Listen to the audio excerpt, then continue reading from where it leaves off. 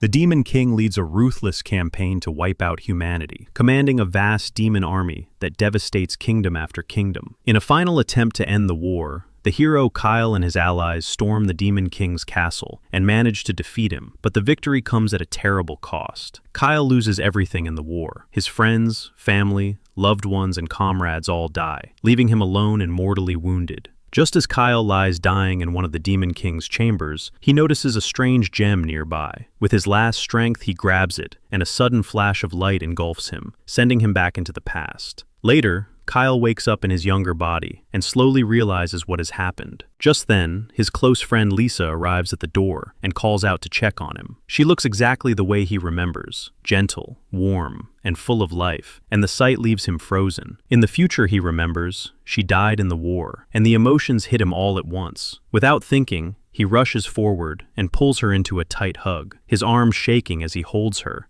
as if afraid she might disappear again. Lisa is completely caught off guard. In this time, they have never been this close before, and the sudden embrace turns her bright red with shock. Flustered and panicking, she pushes him away and lands a sharp kick to his stomach before rushing out of the room, clearly embarrassed and confused. Kyle lies there for a moment, still struggling to understand what is happening, until his eyes fall on something beside his pillow, the same crimson gemstone from the throne room. Seeing it clears his doubts. This is not a dream. He rushes to the window and looks outside, where the town lies untouched, the streets whole, and the home standing peacefully with no smoke rising anywhere. The burning future he remembers is gone, and a quiet realization settles in his mind. The gemstone did not simply save him, it sent him back in time. He quickly pieces the moment together and realizes this is 4 years before the Great Invasion ever began. As the thought sinks in, his stomach suddenly growls with a hunger he has not felt in years, and he wanders into the dining room, where a table full of food waits. The smell pulls him forward, and the moment he takes the first bite, memories flood back because every mouthful tastes like home, and before long, he finishes everything on the table. Footsteps approach and someone gasps behind him at the sight of the empty plates, before starting to search the bowls for leftovers. Kyle slowly turns and recognizes the face instantly. It is Theron, his old friend and battle partner. For a moment, the world feels still, but Kyle manages to ask for the date, and when the answer comes, the 24th day of the 5th month, year 2823, the words strike him with sudden clarity, because it is not only the past, it is his birthday. Theron laughs and says the food must have been a birthday gift, before wandering off while joking that maybe Lisa would cook if he begged hard enough, leaving Kyle standing there with disbelief and hope slowly filling his chest as he realizes the truth. The gemstone has done something no human magic should be able to do. Later, Kyle walks through the quiet hallways of his old home and eventually reaches his office. Inside, he sees a woman sitting beside a shelf, calmly flipping through the pages of a book, and the moment he recognizes her, his breath catches in his throat. It is his mother, Syra, her eyes tired from a long night of study, unaware of how much time has passed. Kyle remains still for a moment,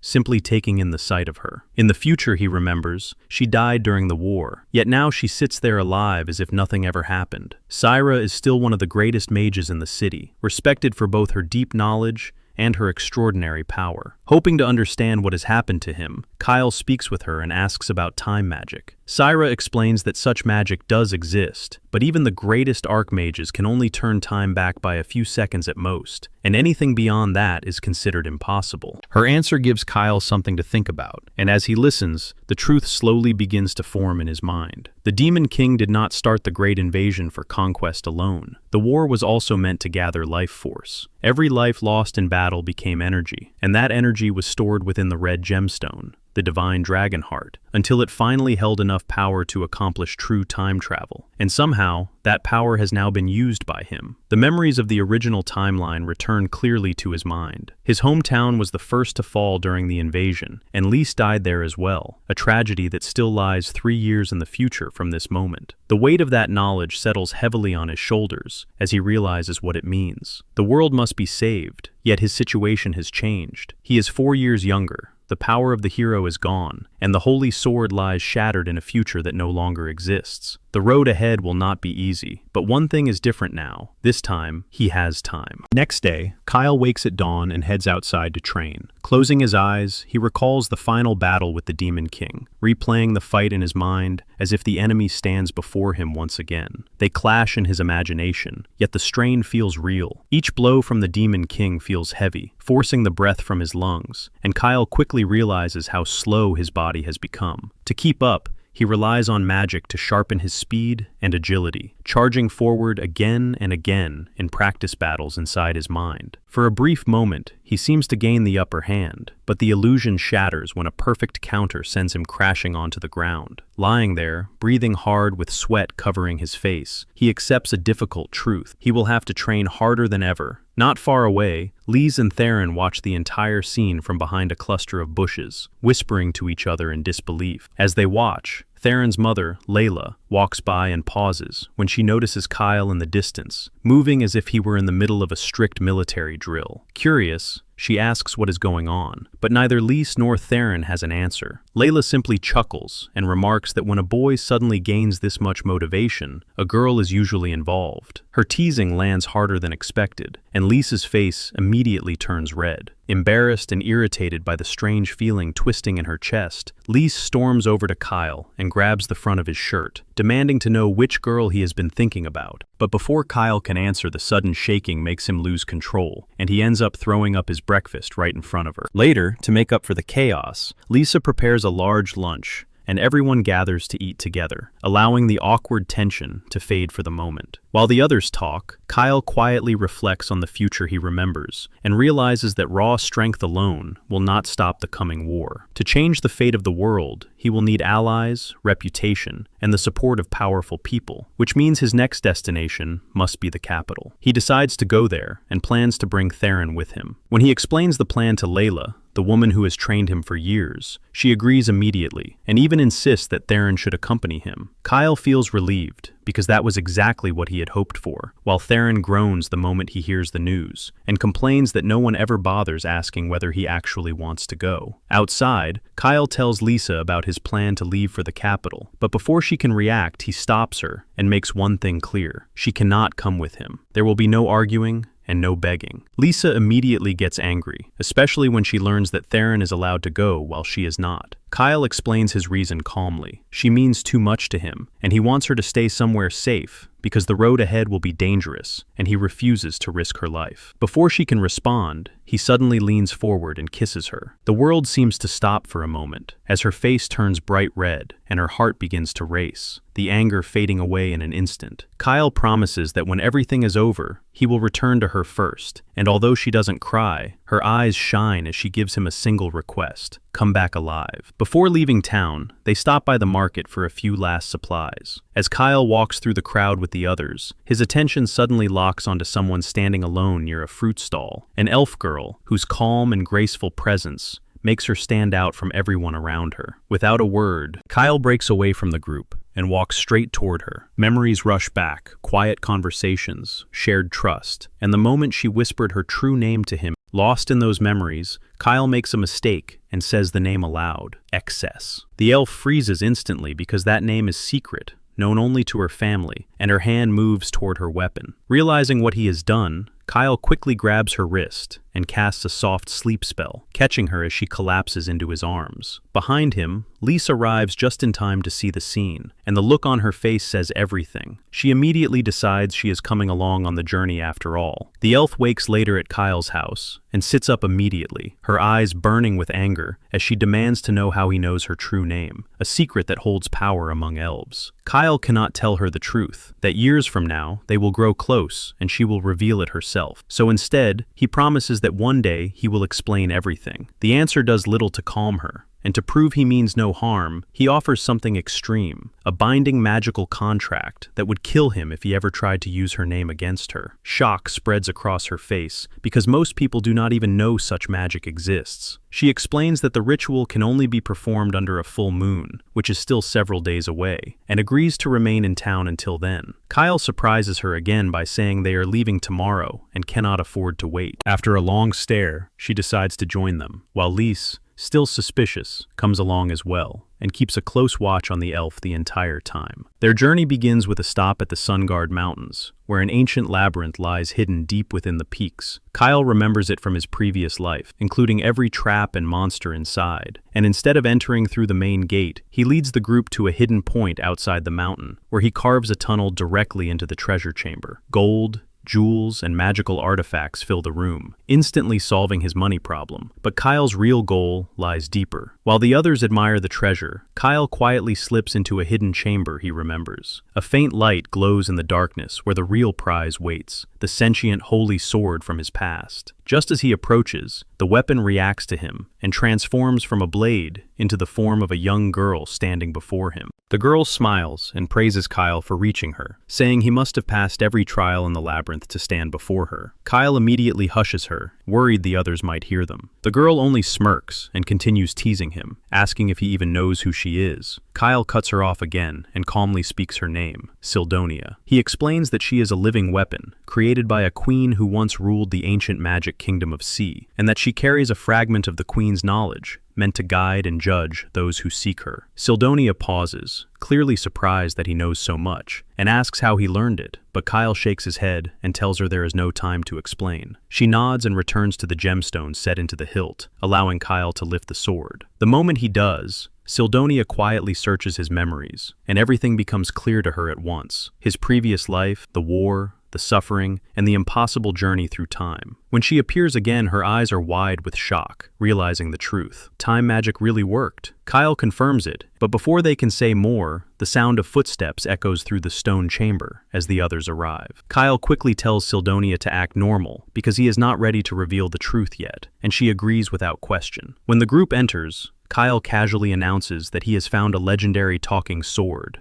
and Sildonia smoothly plays along, greeting everyone as if nothing unusual has happened. She even sits with them and happily eats cookies that Lise made while answering their curious questions. She explains that she is part of the ancient queen who created the dungeon, left behind to test those who came searching for its treasure, and that if Kyle had failed, she would have activated a trap powerful enough to destroy the entire labyrinth. Because he succeeded, however, she gives him the sword and a special magic bag connected to the dungeon's vault, allowing him to carry all the treasure safely. With money no longer a concern, the group soon sets out for the capital. Once they arrive, Kyle immediately takes the lead and suggests upgrading their equipment before anything else, guiding them straight to the finest weapon shop in the city. At the entrance, the receptionist greets them with a cold expression and asks for either a trusted reference or a large entry fee, since the shop only serves verified buyers. Remembering this from his previous life, Kyle pays the required fee using rare coins, covering the entire group.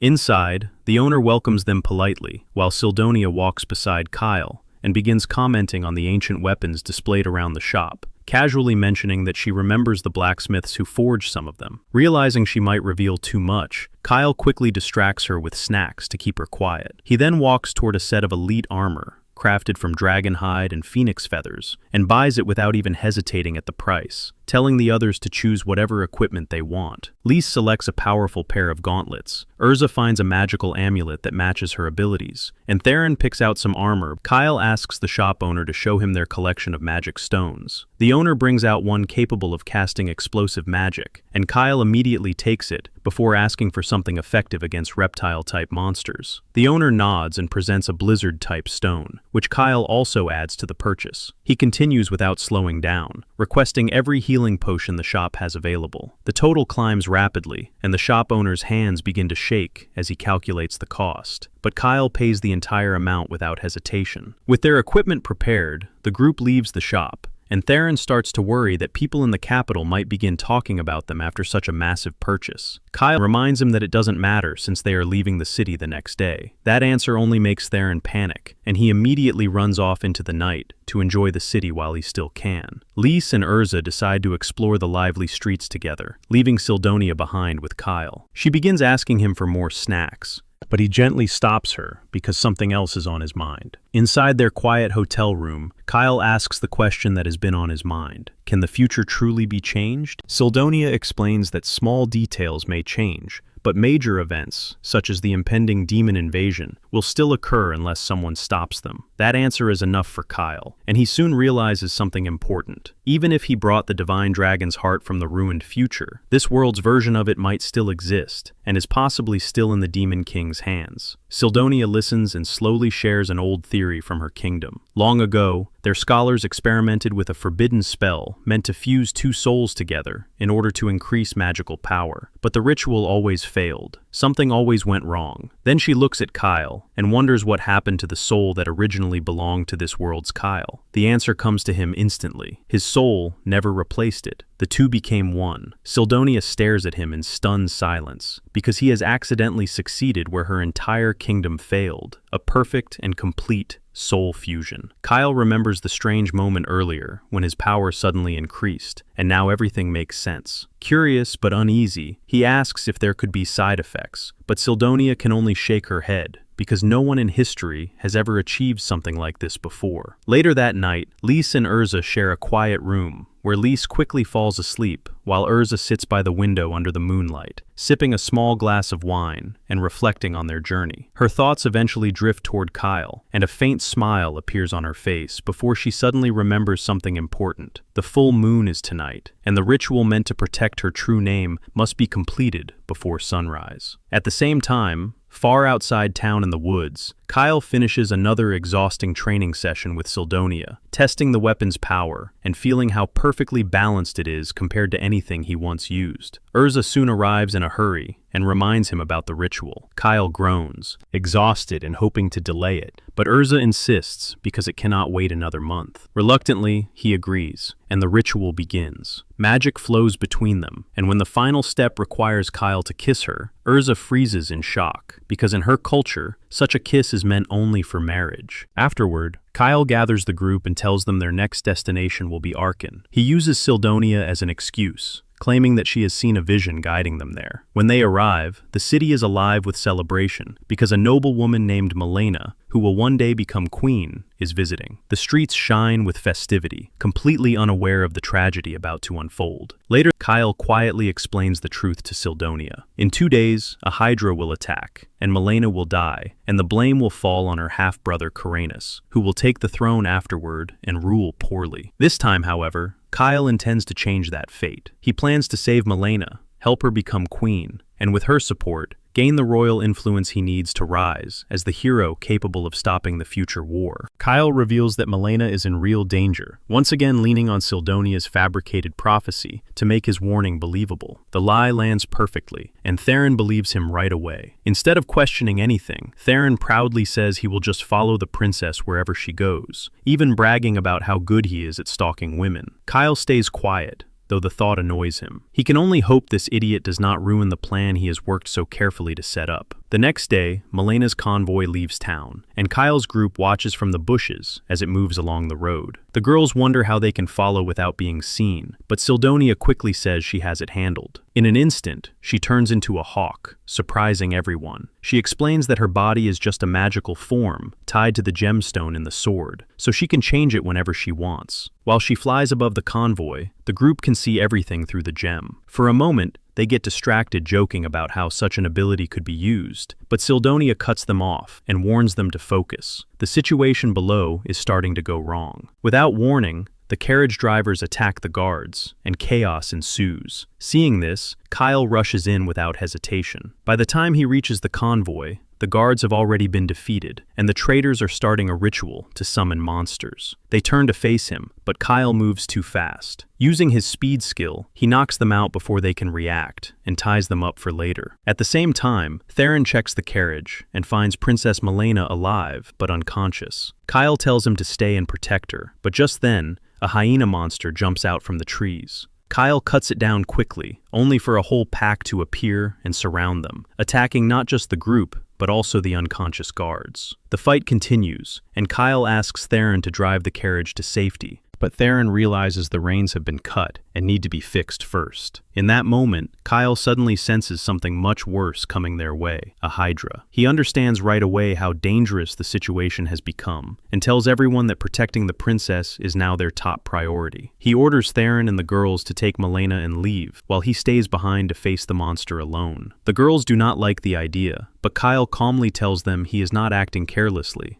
and that he can win. After a brief hesitation, Urza chooses to trust him, and that decision settles it, and while they escape with the princess, Kyle turns and runs toward the approaching Hydra, ready to face it on his own. Sildonia asks Kyle if he is really sure he can defeat a monster like this on his own. Kyle answers honestly that it depends on how many heads the Hydra has. The more heads it has, the stronger it becomes. He says he can handle one with 3 heads, maybe a bit more. But when the monster finally appears, his confidence falters. The Hydra rising before him has 8 heads, each one moving with deadly intent. Still, there is no time to run. He steadies himself and decides to see the fight through. The Hydra attacks, but its movements are simple and direct, making them easy for Kyle to dodge. Then it changes tactics and breathes out thick poison, spreading it across the ground. Kyle quickly wraps himself in his special robe, using it as a shield. The poison kills every plant it touches in seconds, turning the land around them lifeless. But Kyle remains unharmed, thanks to his strong gear. Seeing an opening, he pulls out a blizzard magic stone and throws it at the monster. The freezing blast slows the Hydra down, locking its massive body in place for a moment. Kyle follows up without wasting time, throwing an explosion stone that tears into the Hydra's scales and opens a deep wound. He rushes forward, aiming for that weak spot. With a clean strike, he cuts off one of the Hydra's heads, but to his frustration, it grows back almost instantly. He keeps fighting the same way, freezing, attacking, cutting, but every effort feels wasted as the heads keep returning. Soon, he runs out of blizzard stones, and despite all the damage he has dealt, the Hydra shows no real sign of weakening. Realizing this cannot go on, Kyle prepares his final plan. Using his speed skill, he dashes forward, hiding an explosion stone in his hand. The Hydra cannot react in time. He pierces through its chest, forces the wound open, and shoves several activated explosion stones deep inside its body before being struck and thrown back. Pain shoots through him as he hits the ground, but he forces himself to stand. The Hydra moves toward him again. Then suddenly, the stones explode all at once, tearing the monster apart from the inside. And as the remains collapse, Sildonia remarks that he should have done that sooner to save his magic stones. Still, Kyle shakes his head and replies that it was a last resort, a dangerous move he cannot rely on often, though he is glad it worked this time. Not long after Kyle leaves, Urza and the others finish off the remaining monsters. They decide to go after him and offer support, but before they can move far, Kyle returns from the forest. He looks tired, casually telling them the Hydra was a tough fight. The girls feel relieved. They pinch their noses and complain that he reeks of burnt Hydra meat and desperately needs a bath. Kyle turns and goes to clean himself. Nearby, Theron is still struggling to fix the carriage, while the princess and her servants remain unconscious. Kyle, now back, studies them and suspects poison, asking the girls to give them antidotes. As they begin treating them, Theron hands him a small pouch he found near the scene. Kyle examines it and quickly realizes the truth. It is a monster summoning item. This was never a random attack, but a planned assassination made to look like one. Far away, Prince Caranus receives news that the attempt has failed, and beside him stands Melena's own bodyguard, Zentos, who has been working with him all along. Without hesitation, Zentos decides to send another squad to finish what they started. By evening, Melena slowly regains consciousness, confused and unable to believe she is still alive. Urza gently tells her to stay calm, but Melena's voice trembles as she admits she thought she would never wake up again. She looks at Kyle and the others, asking if they were the ones who saved her. Before anyone else can answer, Theron jumps in and tries to take all the credit, only to be knocked out instantly by a single punch from Lisa. With that settled, Kyle steps forward and properly introduces himself, explaining that they are traveling adventurers who saw her convoy under attack and came to help. Just then, Melena's maid, Arka, wakes up and immediately places herself between the princess and the group, ready to defend her. Melena reassures her that they can be trusted and steps outside to see what happened. Kyle warns her that the scene is not pleasant, but she does not hesitate. The moment she sees the battlefield, her expression hardens, and she begins examining the bodies of the drivers, while Kyle explains how the attack unfolded. Then, Sildonia suddenly warns that a squad of royal knights is approaching. Kyle relays this, and Melena's calm breaks. She urgently says they must leave at once, because those knights will kill not only her, but also everyone with her. When Kyle asks why her own kingdom would want her dead, she answers without doubt. Zentos is behind it. Though he struggles to believe it, her certainty leaves no room for argument. Acting quickly, Milena orders Arca to burn all the bodies, hoping the knights will mistake the scene as proof that the assassination succeeded and waste time identifying the remains. Every second matters now. She tells her maid to prepare the carriage and asks Kyle and his group to come with her so she can explain everything on the way. Just as they are about to leave, Theron casually throws the monster summoning pouch into the fire as well, thinking the chaos it creates might slow the knights even further. Inside the carriage, Kyle looks straight at Princess Milena and asks her to confirm something important. Whether Zentos, the commander of the Royal Knights 2nd Battalion, is truly trying to kill her. Milena answers without hesitation, and adds that Zentos is working together with her half-brother, Prince Caranus. Theron and Urza are shocked, but Kyle still struggles to accept it. Zentos is supposed to be loyal, someone trusted with her safety, and the idea that he would turn against her feels hard to believe. Milena then explains how she learned the truth. The day before, someone slipped sleeping medicine into her drink, and as she slowly lost consciousness, she saw and heard everything clearly. Zentos and Caranus stood nearby, speaking openly, believing she could no longer understand them. They said she would not wake up until the next evening, and by then, she would already be inside a monster's stomach. Milena admits she always knew her brother wanted her gone, but she believed he lacked the courage to act. What she never expected was Zentos siding with him. She also explains that her usual guards, the all-female 5th Battalion, had been called away to the capital, leaving her under the protection of Zentos and his men for this journey. Kyle listens carefully, then points out the obvious. Since the first plan failed, Zentos must already be preparing a second plan. Milena agrees, and Kyle quickly connects the rest. If Zentos succeeds, he will frame Kyle's group as the killers, turning them into criminals. He also realizes that by sharing all of this, Milena has made sure they cannot walk away now. They are already involved.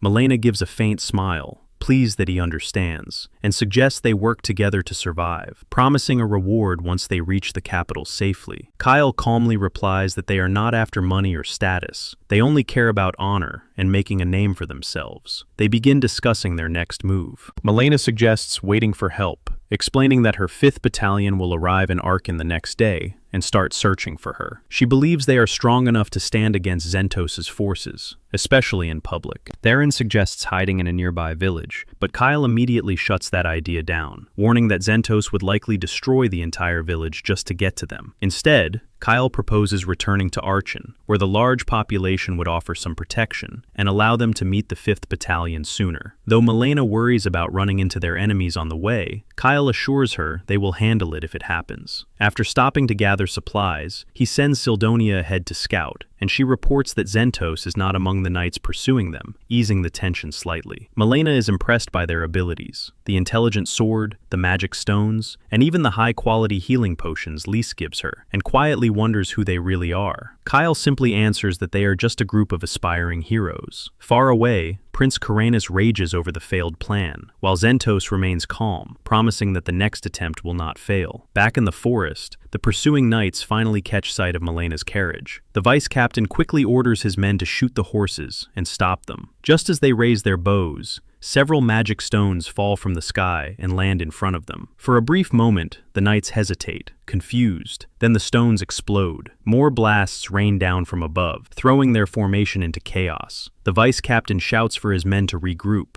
while Kyle drives the carriage straight toward him. The vice captain rolls out of the way and orders his soldiers to fire, but the attack is already breaking apart. From the carriage, Urza and Theron strike back, helping Kyle clear a path through the scattered knights. Together, they push forward and break through the line without much trouble. Once they reach a safer distance, they stop briefly to drink healing potions, but the moment does not last. The carriage suddenly jerks and collapses, its wheel broken. With no time to fix it, they abandon it and continue on foot, while Kyle turns to Urza and explains that someone has to stay behind. If the knights keep chasing them, they will be trapped at the city gates. Urza protests, saying it is too dangerous, but Kyle stays calm and says there are only about 30 knights left, manageable, as long as they are delayed. He makes it clear he is not risking his life this time, then turns to Theron and tells him to hold them back. Theron agrees without thinking. Kyle then asks Urza to cast a wind spell to speed them up, and as the group runs off, Theron finally realizes what is happening. Panic sets in as he calls out to them, but Kyle simply tells him to do his best. Soon, the knights arrive, and instead of fighting, Theron immediately waves a white flag and surrenders. He begs for his life, blaming everything on Kyle, offering money, and even the location of a dungeon in exchange for mercy. The vice captain barely reacts. When his men report the empty carriage, he decides the princess is the real priority and orders them to move on, telling his soldiers to deal with Theron. Desperate, Theron clings to the vice captain and promises to do anything to survive. But this only angers the man further. The vice captain decides to kill him personally. However, the one who dies is not Theron. Before the vice captain can strike, Theron moves first and kills him in a single blow. The mood shifts instantly. He turns to the remaining knights and calmly says that taking out the leader is the best way to start a fight. As they stare in shock, he removes his gloves, then the heavy rings and bracelet that had been weighing him down. Freed from the extra weight, his movements become faster and sharper. He cuts through the charging knights with ease, then throws a magic stone near the horses, causing an explosion that sends them running and leaves the knights stranded. After taking down several more, he suddenly stops, drops his sword, and tells the rest that his job was only to delay them. With their leader gone and no horses left, they cannot catch the princess. He tells them to leave while they still can. The knights, seeing no way to win, turn to go, but the moment their backs are turned, Theron attacks without mercy, finishing them off before finally sitting down, exhausted from the fight. In the city, Zentos notices the silence and understands that his men have failed. Without hesitation, he decides to handle things himself. Leaving a few knights behind to guard Prince Caranus, he rides out alone into the forest. Sildonia spots him first and warns Kyle, but Zentos notices her presence and strikes her down with a single energy attack. Even so, she reports back that he is extremely powerful. Hearing this, Kyle immediately stops the group and tells Lise and Urza to stay with the princess. If things go wrong, they are to run and find Theron. Milena watches him closely and asks if he is truly planning to face one of the kingdom's strongest knights alone. Kyle answers simply, he did not want this fight, but now he has no choice. She studies him for a moment, uneasy, questioning why he speaks as if he already knows Zentos, and whether their meeting was really just luck. In the end, she pushes those thoughts aside, thanking him instead. Kyle promises he will return, then walks ahead to face what is coming. By dawn, Zentos arrives where Kyle waits. He steps off his horse and calmly asks if Kyle is the one protecting the princess. Kyle confirms it and asks why he came alone. Zentos replies that this is a personal matter, and he does not need anyone else to finish it. Kyle makes one last attempt to stop the fight, asking him to surrender and promising to seek a pardon from Milena, but Zentos dismisses the idea. When Kyle asks why he chose to betray her, Zentos does not answer and instead takes his stance. Kyle mirrors him. Both strengthen themselves with magic, then rush forward at the same time. Kyle avoids the first strike, an illusion meant to mislead, and evades the real attack hidden behind it,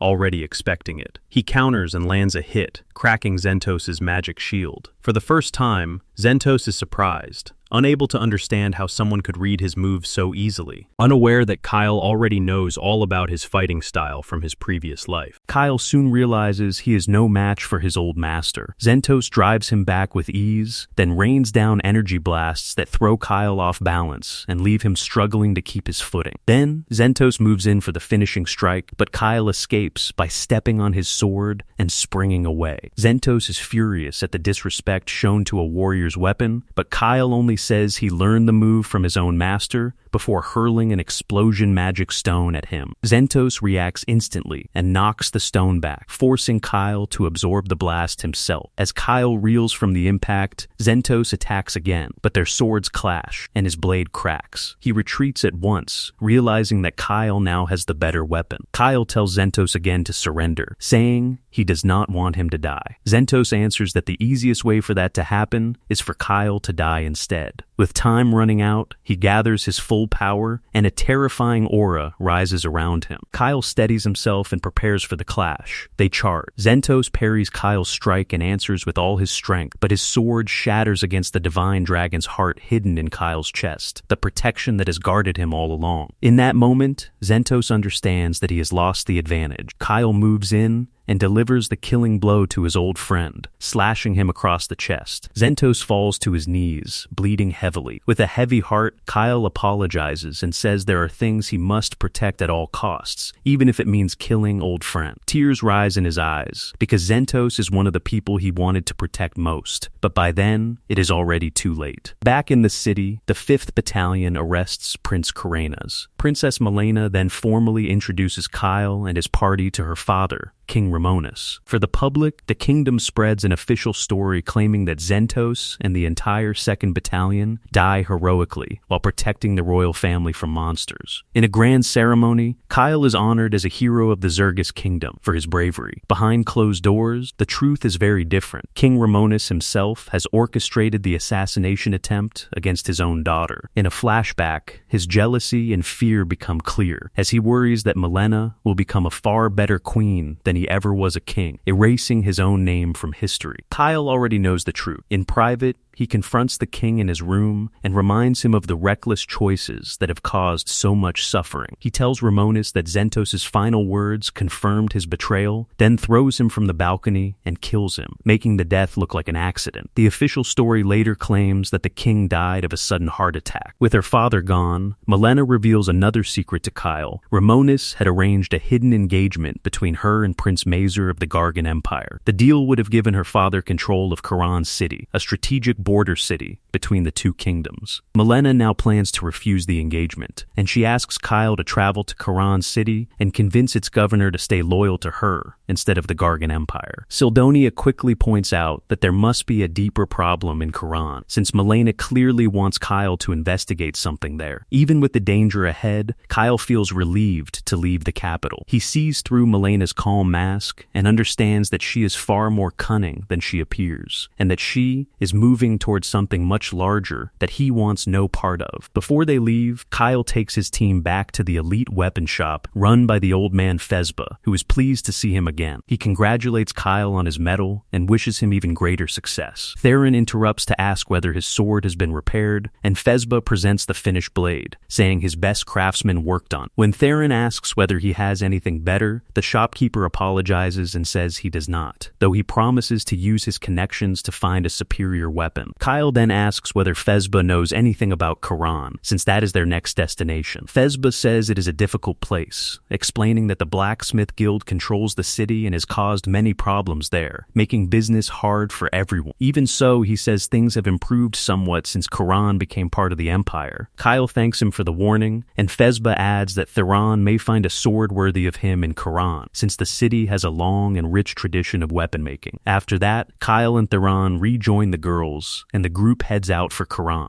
And that is it for today. If you enjoyed this recap, please subscribe to the channel, hit the like button, and feel free to write whatever you want in the comments section. Thank you for watching.